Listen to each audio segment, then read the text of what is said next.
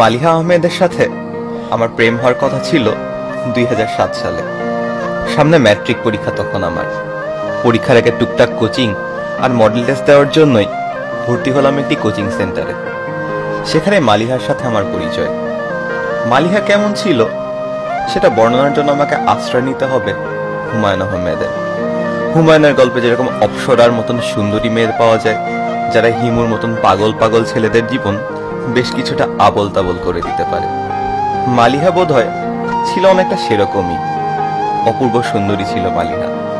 চশমা পরত। সারা জীবন কঠিন রকম রক্ষণশীল বয়স স্কুলে পড়েছি। মেয়ে বিষয়টা কেমন সে সম্পর্কে কোনো ধারণাই ছিল না ও বয়স পর্যন্ত। মালিহাকে দেখার আগে কোনো মেয়ের প্রতি কোনোদিন আকৃষ্টও হইনি। মালিহার সাথে তারপর ধীরে ধীরে বন্ধুত্ব বা আরো গাঢ় বন্ধুত্ব হল। এখানে ওখানে যাওয়া, একসাথে আড্ডা, সবই হচ্ছিল।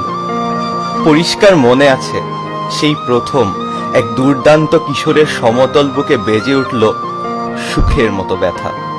মনে আছে কোনো একদিন বিকালবেলা একসাথে ঘুরতে গিয়েছিলাম। সন্ধ্যাবেলা লিলুয়া বাতাসে মালিহার শরীর থেকে ভেসে আসা গন্ধ একজন কিশোরের মেরুদণ্ড দিয়ে বয়ে গিয়েছিল তীব্র শীতল স্রোত। মালিহাকে আমি প্রেমের প্রস্তাব দেই এক শুক্রবারে।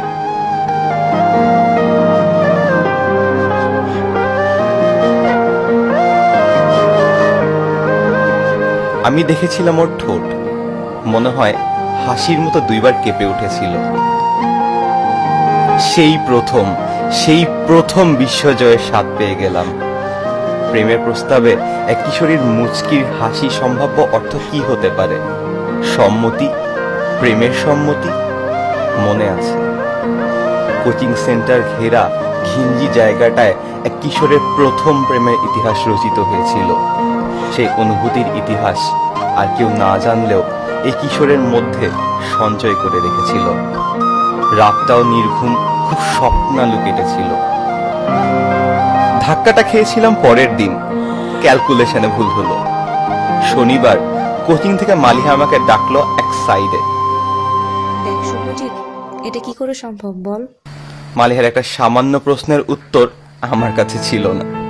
আমি চোখটা বন্ধ করে ফেললাম। মাথা বনবন করে ঘুরতে লাগলো।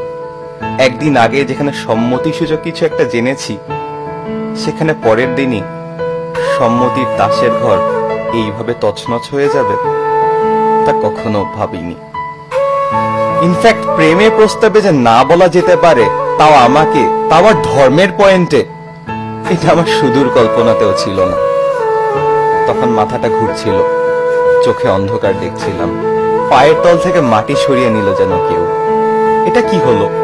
কেমন করে হলো? কেন আমি শুভজিৎ ভৌমিক? কেন সাইদুর রহমান বা মাহমুদুল হক না? কেন ওর নাম মালিহা আহমেদ? এই দুইটা নামের এক ধরনের হলে কি ধরনের সমস্যাটা হয়ে যেত? কেমন যেন পাগল পাগল হয়ে গেছিলাম। সংখ্যা লঘু ছাড়া এই কষ্ট কেউ বুঝবে না, বোঝা সম্ভব নয়। জন্মগতভাবে মালিহাকে পাওয়ার যোগ্যতা নিয়ে আমি পৃথিবীতে আসিনি। প্রায় 2 বছর সময় লেগেছিল মালিহার ট্রমা থেকে আমার বের হতে। এই পৃথিবীতে কেন যেন কেউ বোঝেই না, প্রথম প্রেমটার ক্ষেত্রে যার প্রেমে পড়েছি সেই মানুষটাকেই দরকার পড়ে। মনে থাকবে 2007 সাল। মালিহা আহমেদের সাথে আমার প্রেম হওয়ার কথা ছিল, বা হলেও হতে পারত, কিন্তু হয়নি।